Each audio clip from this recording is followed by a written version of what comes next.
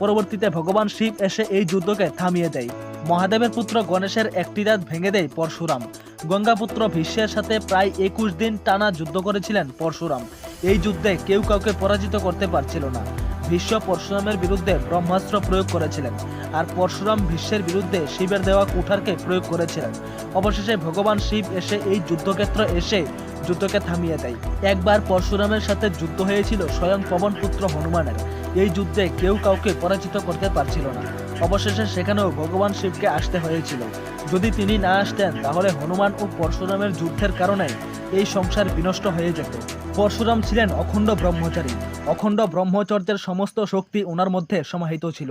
ত্রেতা যুগ থেকে দ্বাপর যুগ পর্যন্ত ভগবান পরশুরাম যে রাজ্যতেই প্রবেশ করতেন সেই রাজ্যের রাজা থর থর করে কেঁপে উঠত, কারণ পরশুরাম ছিলেন ক্ষত্রিয় বিরোধী। রাজ ঋষি মহারাজ শিরোদ্ধার জনকের মিথিলা রাজ্যকে পরশুরাম সব সময় রক্ষা করতেন। এই কারণেই তখনকার সময়ে কোনো রাজা মিথিলার উপর আক্রমণ করার সাহস করত না, কারণ তখনকার সময়ে সেই রাজ্যকে পরশুরামের সংরক্ষণ ছিল। শুধু তাই নয়, পরশুরাম ছিলেন চিরঞ্জীবীর বরদানপ্রাপ্ত, অর্থাৎ যুদ্ধে কেউ তাকে পরাজিত করতে পারবে না। সে সারা জীবন কেবল বিজয়ী হবে। চিরঞ্জীবী যে বিজয়ী হয় তার নামই তো চিরঞ্জীবী। এইবার যদি আমরা এদের অস্ত্র শস্ত্রকে নিয়ে কথা বলি, তাহলে হনুমানের প্রধান অস্ত্র ছিল গদা। গদা যুদ্ধে হনুমানের গদার মোকাবেলা করার সামর্থ্য কারোর পক্ষেই ছিল না। শুধুমাত্র গদা না, বরং তলোয়ার, খড়গ, বর্ষা, ধনুক ইত্যাদি আরও অস্ত্রশস্ত্র অতি নিপুণতার সাথে চালাতে পারতেন হনুমান। হনুমানের কাছে দিব্যাস্ত্র স্বরূপ ব্রহ্মাস্ত্র, নারায়ণাস্ত্র, বৈষ্ণবাস্ত্র, নার্গাস্ত্র, ভার্গবাস্ত্র ইত্যাদি আরও ভয়ানক অস্ত্রশস্ত্র ছিল। হনুমানের কাছে যে সমস্ত দিব্যাস্ত্র ছিল সেই সমস্ত অস্ত্রকে যদি তিনি যুদ্ধে প্রয়োগ করতেন, তাহলে এমন কোনো যোদ্ধার সাহস নেই যে হনুমানের এই অস্ত্রগুলির মোকাবেলা করবে। শুধু তাই নয়, হনুমানের যেই পঞ্চমুখী অবতার রয়েছে, হনুমান যদি কখনোই এই রূপ ধারণ করতেন তাহলে ওনাকে সামলানো মুশকিল। দ্বাপর যুগে এই রূপকে ধারণ করার জন্য ভীম মূর্ছিত হয়ে গিয়েছিল। ভগবান শ্রীকৃষ্ণ যখন অর্জুনের রথের সারথি হয়েছিলেন, তখন অর্জুনের রথের ধ্বজায় হনুমান বিরাজমান ছিলেন। এই কারণেই অর্জুনের রথকে কেউ কোনো ক্ষতি করতে পারেনি। অন্যদিকে ভগবান পরশুরাম ছিলেন স্বয়ং আদিদেব মহাদেবের শিষ্য। মহাদেব নিজের বিদ্যা পরশুরামকে দান করেছিলেন।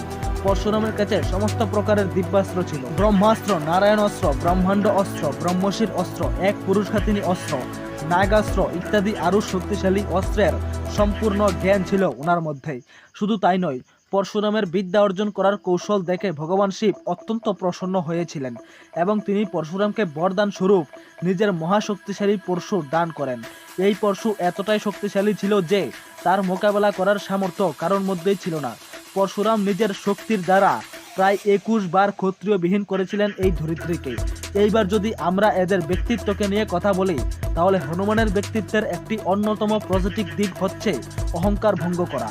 তিনি একবার বিনতানন্দন গরুর, সুদর্শন চক্র ও সত্যভামার অহংকার একসাথে ভঙ্গ করেছিলেন। অর্জুন, পাণ্ডুপুত্র ভীম, মেঘনাদ ইত্যাদি আরও অনেকের অহংকার ভঙ্গ করেছিলেন হনুমান।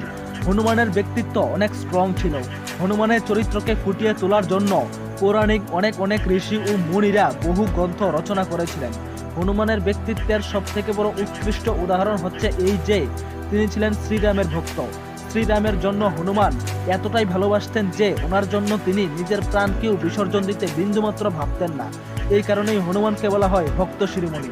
হনুমানের মতো রাম ভক্ত না কখনো হয়েছে আর না কখনো হবে। বজরংবলী হনুমান ছিলেন করুণার নিধন, দয়ার সাগর। হনুমানের ব্যক্তিত্বের ইতিবাচক দিকগুলো নিয়ে কথা বলতে থাকলে আজকের ভিডিও শেষ হয়ে যাবে, কিন্তু কথা শেষ হবে না। হনুমানের চরিত্র ও ব্যক্তিত্ব সূর্যের মতোই উজ্জ্বল ছিল। অন্যদিকে ভগবান পরশুরামের ব্যক্তিত্বকে নিয়ে বিবেচনা করলে ওনার ব্যক্তিত্বের তেমন কিছু আলাদা দিক নেই। উনি ছিলেন খুবই গম্ভীর স্বভাবের মানুষ। তবে গুরু হিসেবে পরশুরাম ছিলেন একজন সফল মানুষ, কারণ তিনি তার জীবনে অনেক যোদ্ধাদের অস্ত্রবিদ্যার জ্ঞান দিয়েছিলেন। পরশুরামও ছিলেন একজন উজ্জ্বল ব্যক্তিত্বের অধিকারী। ওনার মধ্যেও করুণা, স্নেহ, মায়া, মমতা ছিল, তবে তিনি সমাজের থেকে অনেক দূরে অবস্থান করতেন। পরশুরামের ব্যক্তিত্ব সম্পর্কে তেমন কোনো আশানুরূপ তথ্য পাওয়া যায় না। প্রিয় বন্ধুরা, এতক্ষণ আলোচনা করার পর আপনারা এটা নিশ্চয়ই বুঝে গিয়েছেন যে হনুমান ও পরশুরাম দুজনেই অপার শক্তির অধিকারী ছিলেন। এদের শক্তির কোনো সীমাই ছিল না। এরা দুজনেই তুল্য বলশালী ছিলেন। তো আপনাদের কি মনে হয়, যদি কখনো পরশুরাম ও হনুমানের মধ্যে সরাসরি যুদ্ধ হতো তাহলে কে বিজয়ী হতো? আর এই দুজন চরিত্রের মধ্যে আপনার কাকে পছন্দ সেটাও অবশ্যই কমেন্ট করে লিখে জানাবেন। আমি ব্যক্তিগতভাবে ভালোবাসি হনুমানকে। আর হ্যাঁ, আমার চ্যানেলটা সাবস্ক্রাইব করতে ভুলবেন না। আর কমেন্ট বক্সে একবার অবশ্যই লিখবেন জয় বজরংবলী হনুমান।